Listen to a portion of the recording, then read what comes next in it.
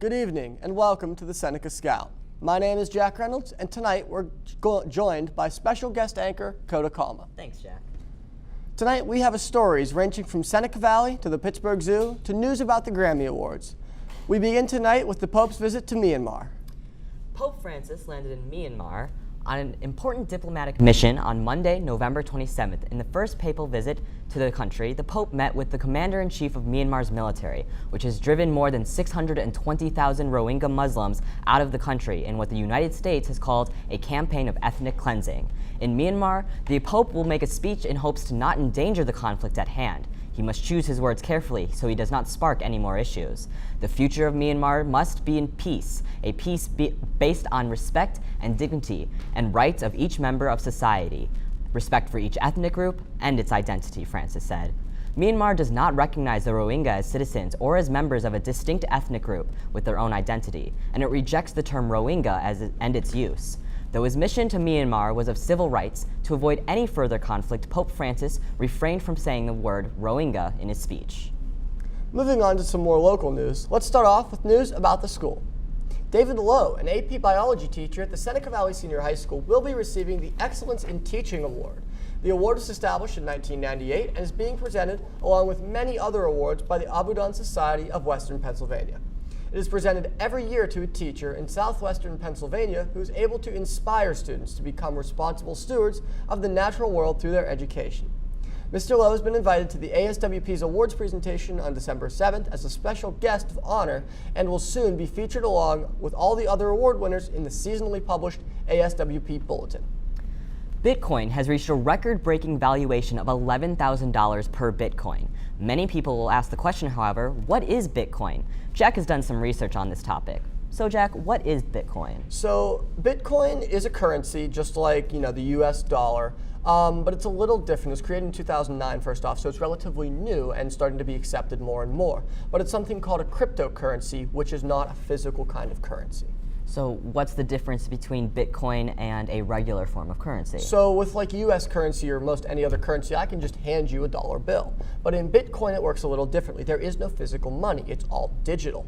The big thing with Bitcoin, however, is that there is no regulatory body. There's no government and there's no bank with Bitcoin. So instead, everybody regulates the Bitcoins. So everyone has a copy of everyone else's balances in their system, but it's completely anonymous. And the way it works is that for a transaction, if I were to send you money, for example, everyone has a special software on their computer that uses Bitcoin. And the Bitcoins are encoded with a mathematical equation, and if a certain number of computers solve that equation, the transaction is approved and the money goes through. That's how it's regulated by everyone. Is there any downsides to this? Yeah, so Bitcoin has a couple downsides. Governments are not fans of it because they cannot regulate it and they cannot tax it because it's completely untraceable. And because it's untraceable and anonymous, it's being used a lot for illicit activities. The other issue is that with Bitcoins, there is no central system, so it is harder to keep track of things. Well, thank you, Jack. We'll keep you updated as the story progresses. All right, you ready for this transition, Coda? Oh, I'm ready. Let's go from cryptocurrency to macaroni penguins.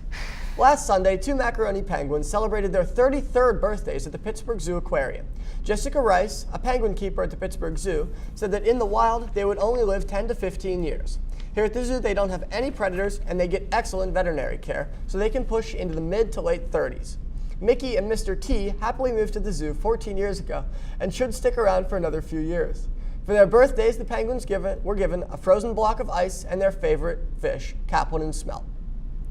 From real penguins to sports now, we head over to James for our weekly Raider recap. Take it away, James. Thanks, guys. That was a cool story about cryptocurrency.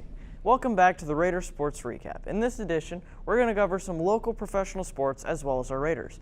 To begin, the Pittsburgh Steelers beat the Green Bay Packers on Monday by a score of 31-28. The game-winning 53-yard field goal came from Chris Boswell. And the Pittsburgh Penguins defeated the Philadelphia Flyers 5-4 in overtime.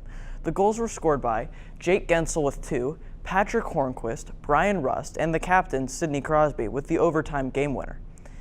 And the Raiders varsity hockey team extended their win streak to 5 games with an overtime win against the previously undefeated Peters Township team. Goals were scored by Michael Spokane, Luke Meyer, and Bryce Corner. That wraps up this week's edition of the Raider Sports Recap. Thanks for watching. And now back to you guys. Thanks, James, as always. Now we go to Nick Schuster's report of Calvin Presbyterian Church's local musical, James and the Giant Peach. In Harmony, Pennsylvania, at the local Calvin Presbyterian Church, many talented young people are starring in the musical James and the Giant Peach, based on the children's book by Roald Dahl, for fundraising for their youth group. One of the stars includes Christian Schuster. I was an ensemble character, and basically, if we didn't have us in the show, there would be no show. We were kind of like the people that were running the story along. Other stars included Owen Tecklenburg, Bryce Corrigan, and Stephen Van Track, and many other talented individuals as well.